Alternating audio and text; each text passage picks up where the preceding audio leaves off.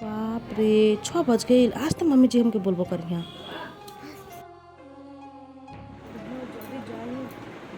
आज तो हमके इतना जी बोलिए ए कन्या 6 बज गए अभी तक सुतले भी यारे। पता नहीं क्या चला टाइम का। तो बाप का घर है, बाप का घर समझ वाली। बाप का घर है। जो जो जो जो जल्दी काम कर। जो जो जो जल्दी काम कर। हाँ मम्मी जी जाता नहीं। जाए बा छोटी से देख के आएंगे। वो सुतल बिया कि वो जागर, वो महारानी सुतले वाली। जाए देख के आएंगे बात।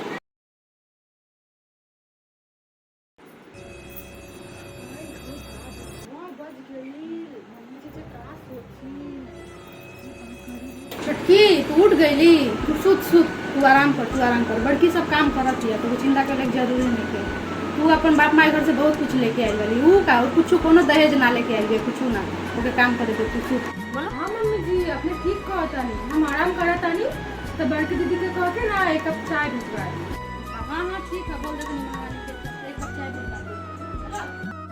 হ্যালো বন্ধুরা, আমাদের তিনজনের ভিডিও তোমাদের কেমন লাগলো অবশ্যই অবশ্যই কমেন্ট করে জানাও। আর ভালো লাগলে লাইক করে দিও আর পাশে থেকো। তো বন্ধুরা টাটা।